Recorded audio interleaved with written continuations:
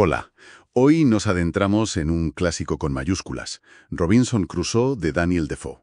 Usaremos una traducción al español de 1867. Vamos a seguir los pasos de Crusoe, desde su juventud rebelde hasta, hasta su regreso final, pasando por ese naufragio y los años en la isla. Queremos ver su ingenio, su lucha interior, ¿no? Exacto. Más allá de la aventura, que es fascinante, claro, están esas reflexiones sobre la soledad, la fe que surge en momentos límite y esa tensión constante entre aventura y seguridad. Pues empezamos en York. Crusoe, de familia acomodada, el padre quiere que estudie leyes, que se asiente en la mediana condición, la clase media, vamos. Sí, y esa advertencia del padre es muy potente. Le dice que ahí, en esa medianía, está la felicidad y le augura desgracias si se va.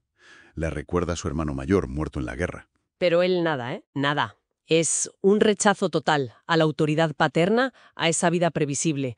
Es la llamada de lo desconocido, esa pulsión juvenil. Intenta convencer a la madre. Tampoco funciona.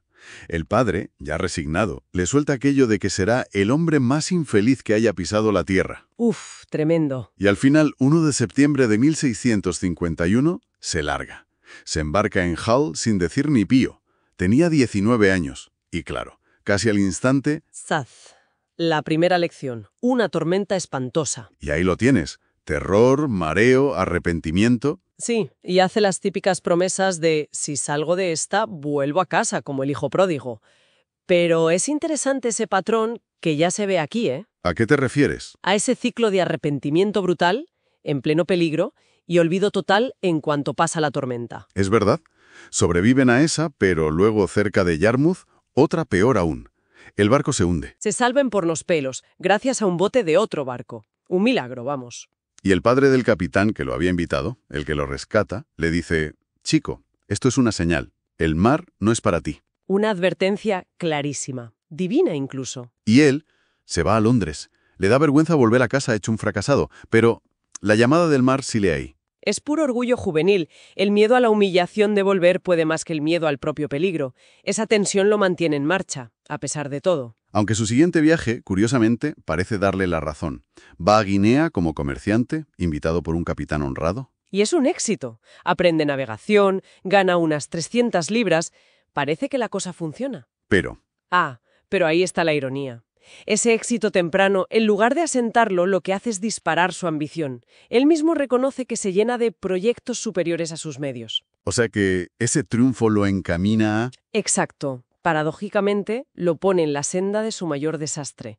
Es un tema recurrente en su historia. Porque en el siguiente viaje lo capturan piratas de Saley y acaba de esclavo en Marruecos. 2 años. Una caída tremenda, de comerciante con éxito a esclavo. Pero incluso ahí... Ya se ve su carácter, ¿no? Sí. Surge la oportunidad de escapar. Su amo le confía preparar una chalupa de pesca, una barca que tenía una pequeña cabina.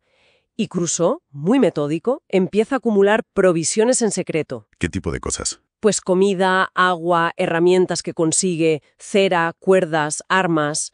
Demuestra una astucia y una capacidad de planificación impresionantes, incluso siendo esclavo. Consigue escapar con Shuri, un joven moro, y se lanzan a navegar hacia el sur, por la costa de África. Una aventura incierta. Totalmente. Y ahí, de nuevo, un golpe de suerte, o de providencia, según se mire. El capitán portugués. Exacto, un barco portugués los avista y el capitán es de una generosidad increíble. Los rescata, no quiere cobrar nada, le compra a Crusoe las pieles que llevaba y se ofrece a llevarlo a Brasil. Es una figura clave. Llegan a Brasil, la Bahía de Todos los Santos. El capitán sigue ayudándole y con el dinero que saca Crusoe se establece. Se hace plantador de tabaco. Y aquí viene la otra gran ironía de la historia. ¿Cuál? Que empieza a conseguir, casi sin querer, esa mediana condición estable y próspera que su padre le recomendaba. Anda. La misma que había rechazado en Inglaterra. La misma. La vida parece ofrecerle la estabilidad, pero lejos de casa. Y le va bien, ¿eh? Prospera sobre todo cuando le llegan herramientas de Londres, gracias de nuevo al capitán portugués. Tiene una buena plantación, cosecha bien.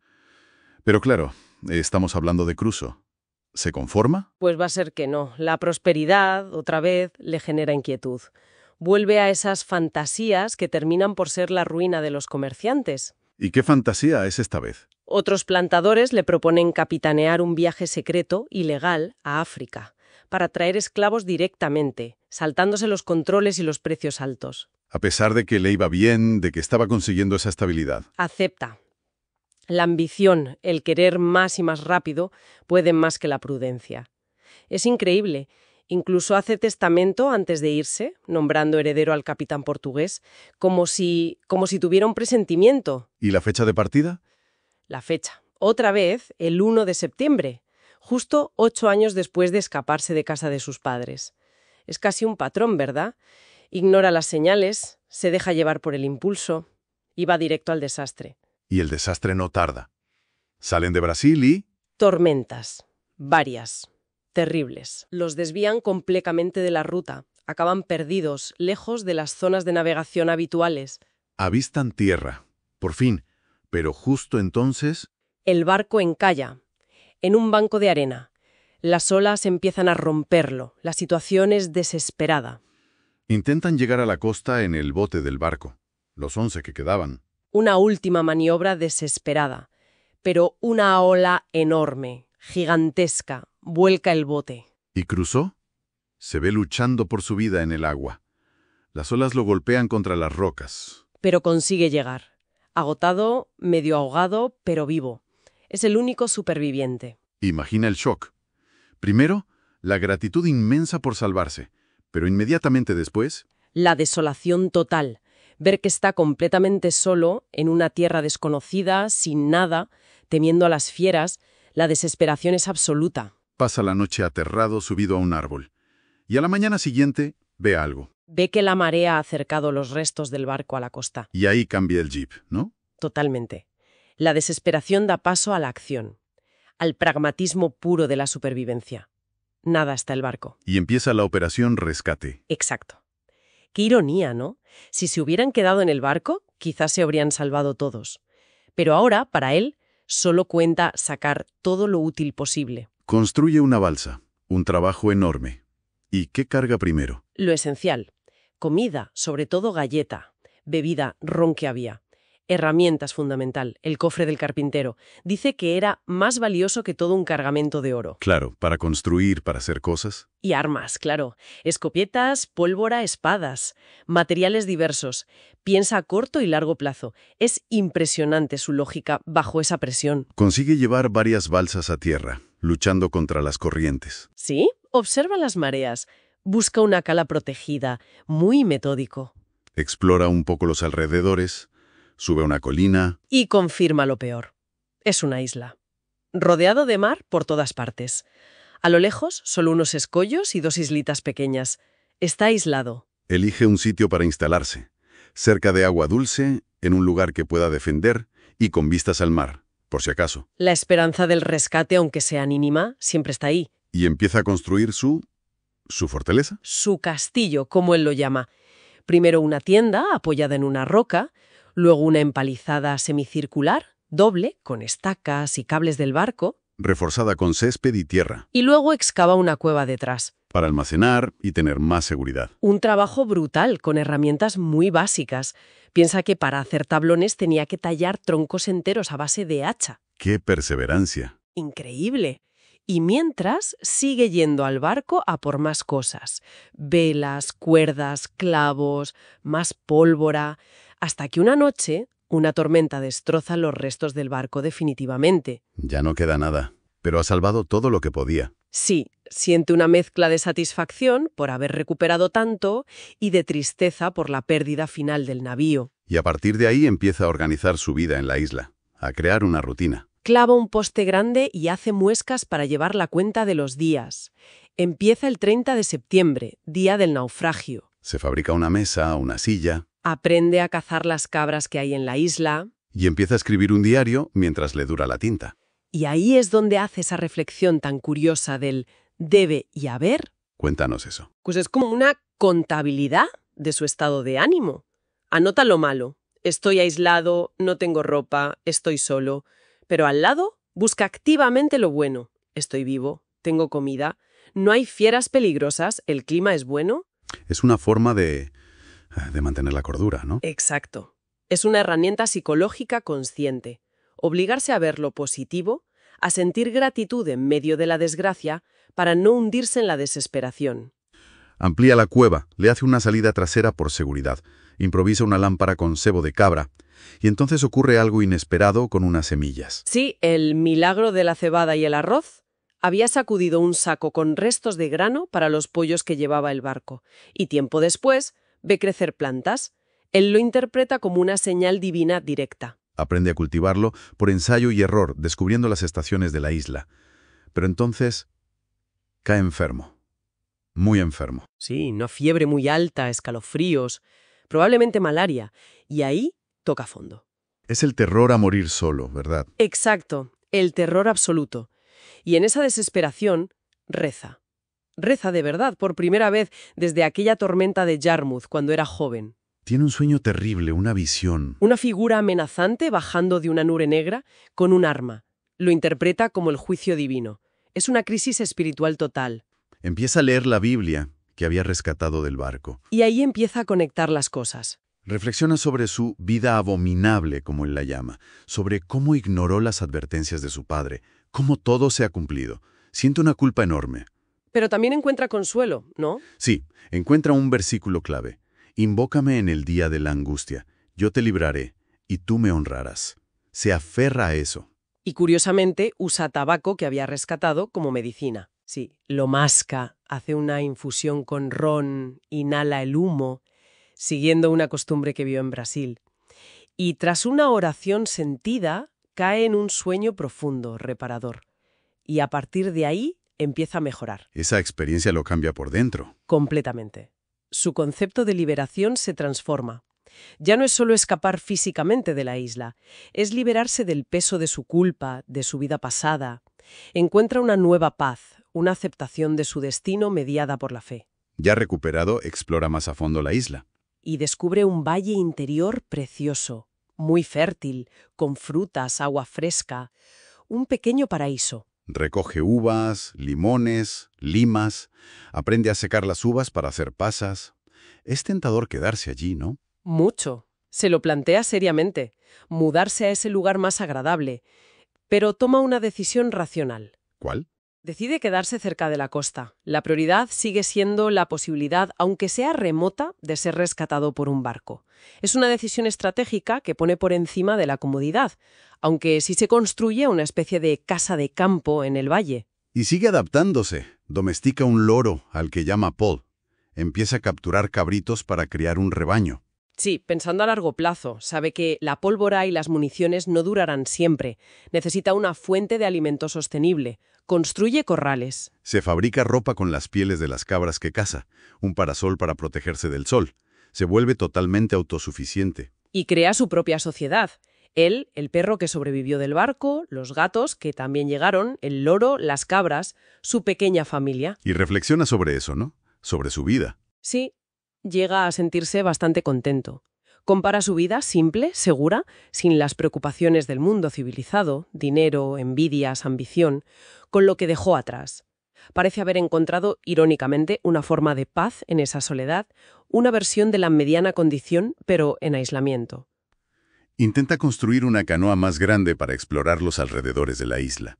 Le lleva muchísimo tiempo. 2 años, creo recordar, cavando incluso un pequeño canal para poder botarla al mar. Intenta dar la vuelta a la isla, pero unas corrientes marinas muy fuertes casi lo arrastran mar adentro. Otro susto de muerte. Un recordatorio brutal de los peligros del mar y de lo precario de su situación. Se vuelve más cauto aún. Y entonces, un día, paseando por la playa, ve algo que lo paraliza. La huella. Una huella humana desnuda en la arena. Después de tantos años, ¿cuántos llevaba ya? Pues llevaría unos 15 años solo en la isla, más o menos. Imagínate el impacto. Terror absoluto. Sí, la paz que había conseguido, esa aceptación resignada, se hace añicos en un instante. Lo invade la paranoia. Ve peligros por todas partes, confunde arbustos con hombres. Huye a su castillo. Se obsesiona con la seguridad. Refuerza todo. Una segunda muralla. Hace troneras para colocar los mosquetes como si fueran cañones. Vive en un estado de alerta constante. Intenta buscarle una explicación lógica, ¿no? Será el diablo. será mi propia huella. Le da vueltas y vueltas, pero no, compara la huella con la suya y es más grande. La conclusión es aterradora, no está solo en la isla, o al menos la isla es visitada. Pasan 2 años así, en pura ansiedad, hasta que un día, explorando otra parte de la isla, Descubre la horrible verdad, restos humanos, cráneos, huesos, trozos de carne, evidencias de un festín macabro. caníbales. Exacto.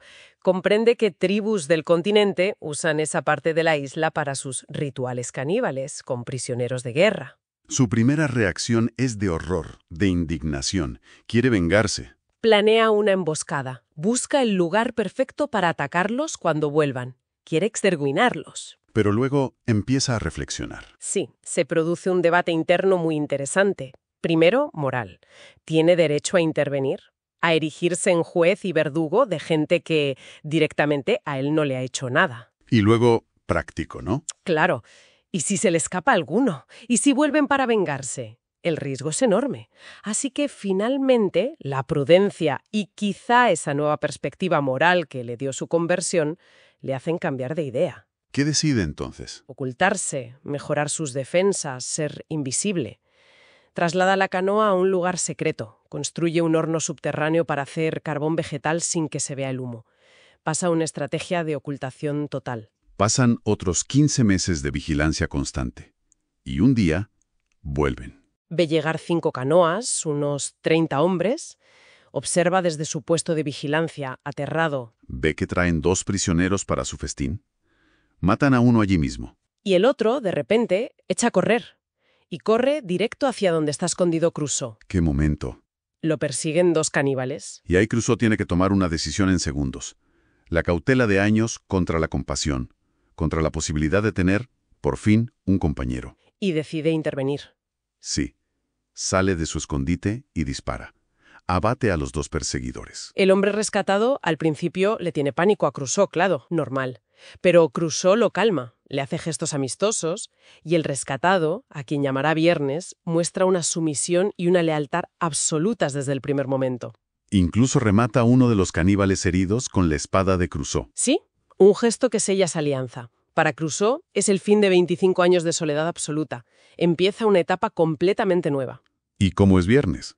Pues resulta ser un compañero fiel, inteligente, cariñoso, muy deseoso de aprender. Crusoe se convierte en su maestro. Le enseña inglés, a usar herramientas, le habla de su religión. Sí, se establece una relación claramente jerárquica, de amo y sirviente al principio, pero también con un afecto genuino. Crusoe recupera en cierto modo la interacción social. ¿Y Viernes le cuenta cosas importantes? Muy importantes. Le explica que su pueblo practica el canibalismo solo con enemigos capturados en guerra. Y le habla de otros hombres blancos. Los náufragos. Exacto. 17 españoles o portugueses que naufragaron y viven con una tribu amiga de Viernes en el continente, que está a la vista desde la isla. La esperanza de escapar. Ahora parece real. Renace con fuerza.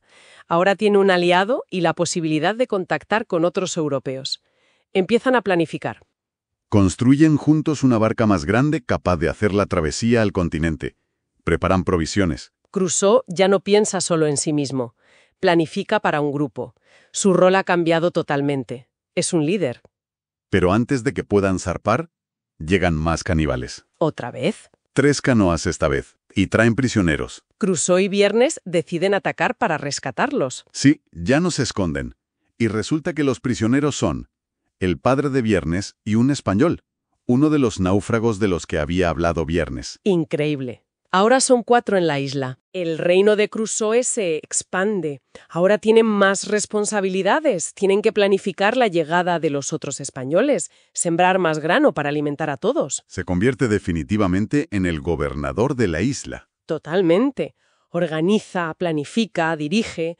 Ha pasado de ser un superviviente solitario a ser el jefe de una pequeña comunidad multiétnica. Y justo cuando están en esos preparativos, un día avistan un barco. Un barco. La emoción debe ser indescriptible, pero... Pero ven que es un barco inglés y ven desembarcar un bote con hombres armados y 3 prisioneros atados. Amotinados. Están abandonando en la isla al capitán del barco, al piloto y a un pasajero. Qué ironía final, ¿no? El rescate llega pero envuelto en un motín, en una rebelión contra la autoridad. Justo lo que él hizo de joven, en cierto modo.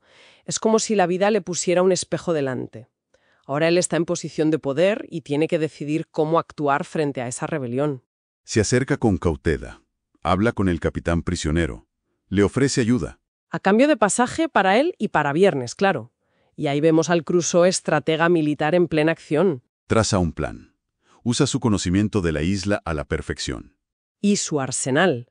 Pero sobre todo, usa la astucia. Engaña a los amotinados que quedan en el bote, les hace creer que hay una guarnición en la isla, que él es el gobernador. Les tiende emboscadas, captura a unos, luego a otros que vienen a investigar. Mata a los cabecillas del motín en la lucha, demuestra una capacidad de mando y una sangre fría impresionantes, ha pasado de náufrago a comandante. Finalmente organizan el asalto para recuperar el barco por la noche. El capitán, los leales y algunos amotinados arrepentidos a los que Crusoe convence abordan el barco sigilosamente. Hay una pequeña lucha, pero retoman el control. El plan es un éxito total. El capitán agradecidísimo le dice que el barco y todo lo que hay en él es suyo. Imagina la emoción de Crusoe. Después de 28 años, 2 meses y 19 días, su liberación es real. Está a punto de volver al mundo. Y fíjate en la fecha en que zarpa de la isla. El 19 de diciembre. Curiosamente, casi la misma fecha en la que escapó de la esclavitud en Salle años atrás. Esos patrones, esos ciclos, que parecen marcar su vida, refuerzan esa idea de providencia que recorre todo el libro. Antes de irse tiene que decidir qué hacer con los amotinados que quedan vivos. Y toma una decisión muy pragmática y hasta compasiva en cierto modo. Les ofrece elegir, o ir a Inglaterra para ser juzgados y probablemente ahorcados, o quedarse en la isla. 5 de ellos aceptan quedarse. Y Crusoe actúa como el gobernador que fingió ser. Les da provisiones, herramientas, semillas, armas, les explica cómo sobrevivir basándose en su propia experiencia. Y les pide que traten bien a los españoles cuando lleguen. Les deja instrucciones completas. Establece, de hecho, una pequeña colonia antes de irse. Les transmite todo su conocimiento acumulado durante décadas. Deja un legado en la isla. Y por fin, se va. Abandona la isla. Se lleva pocos recuerdos. Su gorro de piel de cabra, el parasol que se hizo, el loropol y el dinero que había rescatado del barco y que no le sirvió para nada durante casi 30 años. Llega a Inglaterra el 11 de junio de 1687, 35 años después de haberse ido. Es un extraño en su propia tierra. Sus padres han muerto, solo le quedan 2 hermanas y algunos sobrinos. El contraste debe ser brutal. Imagínate, volver a la complejidad de la sociedad, al dinero, a las relaciones sociales. Después de décadas de vida autosuficiente donde lo único que importaba era lo útil, lo inmediato. ¿Cómo se readapta a eso? Lo primero que hace es buscar a la gente que le ayudó. Sí, la lealtad y la gratitud son importantes para él.